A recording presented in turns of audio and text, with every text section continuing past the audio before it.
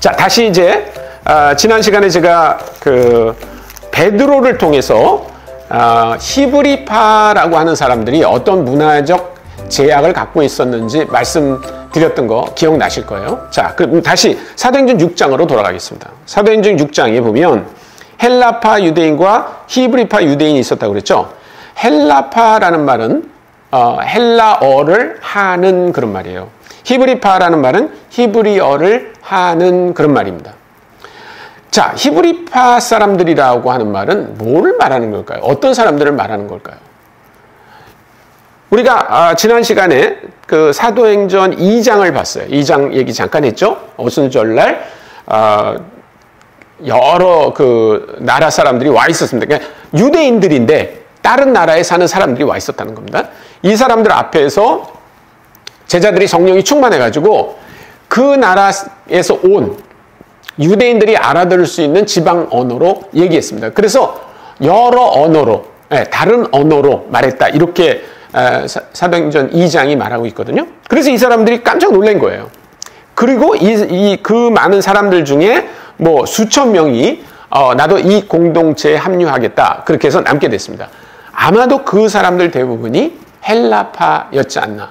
그러니까 이 사람들은 또 다른 말로 하면 유대인 디아스포라라고 말하는데, 유대인 디아스포라라고 하는 말은 뭐냐면 유대인인데 다른 나라에서 태어나고 자란 사람들을 말하는 겁니다. 요즘 우리 말로 한다 그러면 교포에 해당하는 말이죠. 교포.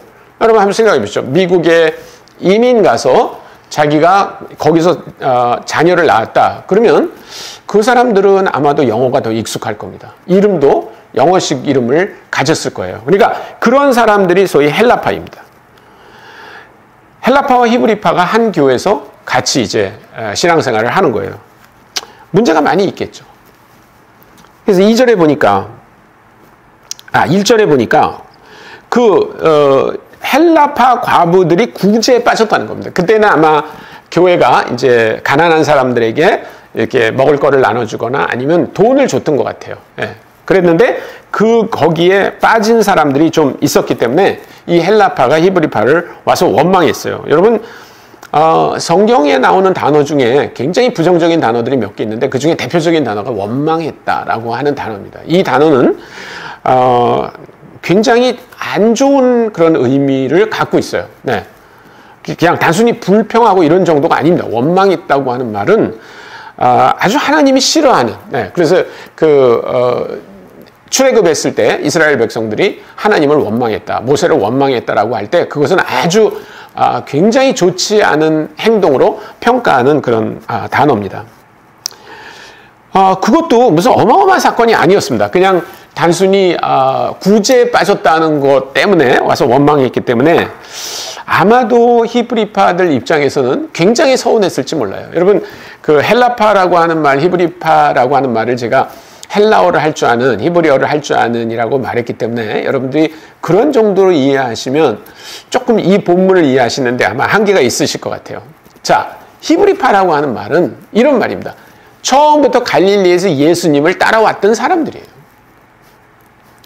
제가 그 인도네시아에 있을 때 이제 한인교회에 가서 말씀을 전한 적이 있습니다. 그랬더니 거기 어떤 여자 집사님이 자기 집에 와서 꼭 식사를 하라고 그래서 이제 그 댁에 가서 식사를 했는데 그분이 아마 강남에 있는 그 사랑의 교회에 아마 다녔던 분인가 봐요. 이분이 저한테 몇 번을 얘기했어요. 저는 오카는 목사님한테 제자 훈련 직접 받은 사람이에요. 이렇게 얘기하시더라고요. 그러니까 굉장한 거죠. 네, 오카는 목사님이 직접 제자 훈련을 했다. 그러면 여러분 여기 히브리파라고 하는 사람들은 누구한테 직접 제자 훈련 받은 사람이에요? 예수님한테 직접 제자 훈련 받은 사람.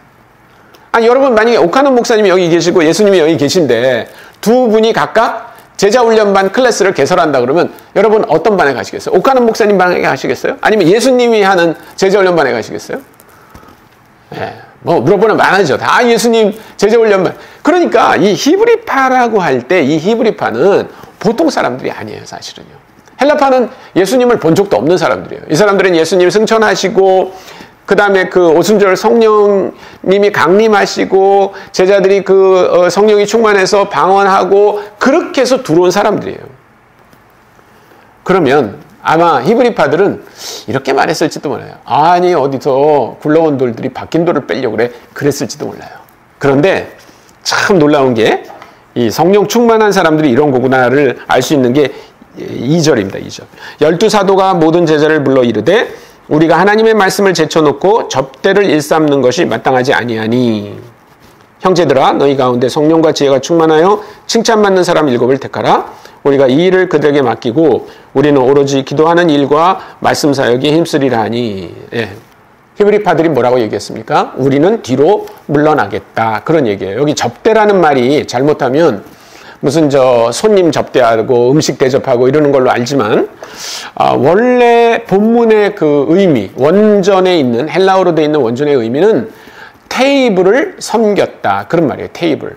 근데 그 당시 사람들은 테이블에서 식사한 게 아닙니다. 되게 이렇게 바닥이나 아니면 평상 같은 거 있죠? 거기 놓고 앉아서 이렇게 비스듬히 누워서 되게 식사를 했습니다. 그게 로마 시대의 전통적인 그런 식사고 이스라엘 사람들도 되게 그렇게 식사를 했습니다. 그러면 식탁은 뭐 하는 데 썼을까? 가장 중요하게 쓴 것은 동전을 교환하는 것입니다. 그때는 지폐가 없었거든요. 그러니까 교회 헌금통에 있는 돈들을 다 동전으로 되어 있으니까, 그리고 동전도 종류가 굉장히 많았어요. 그래서 그 동전을 탁자 위에 놓고 그것으로 동전이 얼마만큼 들어왔는지를 계수하고 또 사람들에게 나눠주거나 필요를 채우는 것이었습니다. 그래서 여기 개정개혁 성경에는 뭐라고 되어 있냐면, 여기 주가 있습니다. 주가 뭐라고 되어 있냐면 또는 재정출납을 이렇게 되어 있어요. 근데 저는 이 해석이 아주 굉장히 더 마음에 듭니다. 그러니까 2절 말씀을 다시 한번 읽으면 이렇게 된다는 거예요. 12사도가 모든 제자를 불러 이르되 우리가 하나님의 말씀을 제쳐놓고 재정출납을 담당하는 것이 마땅하지 아니하니. 이렇게 해석하는 게 더 좋습니다. 그러면 여러분 생각해 보세요. 어떤 교회에서 재정출납을 담당한다는 말이 뭘 의미합니까? 실세라는 뜻이에요. 실세.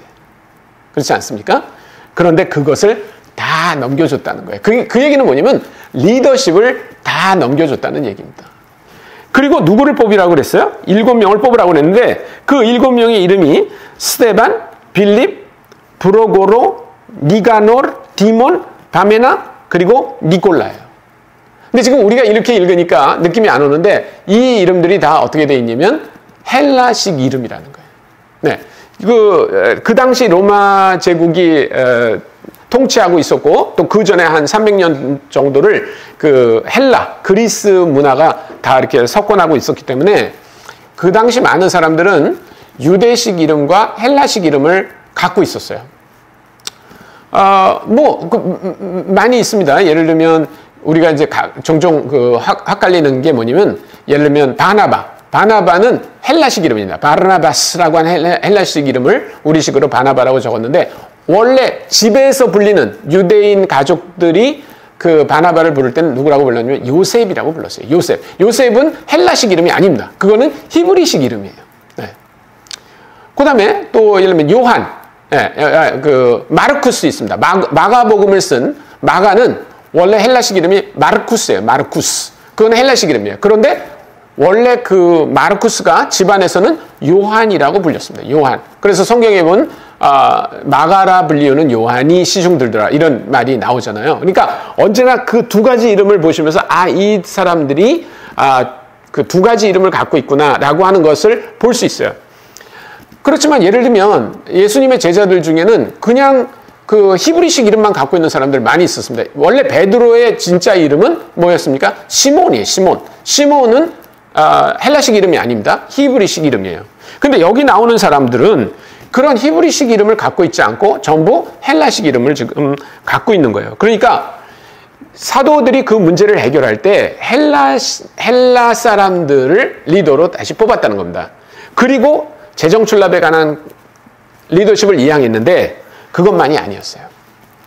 우리가 7장을 보면 여기 이제 6장 8절부터 보면 이렇게 나옵니다. 스데반이 은혜와 권능이 충만하여 큰 기사와 표적을 민간에 행하니. 놀랍지 않습니까?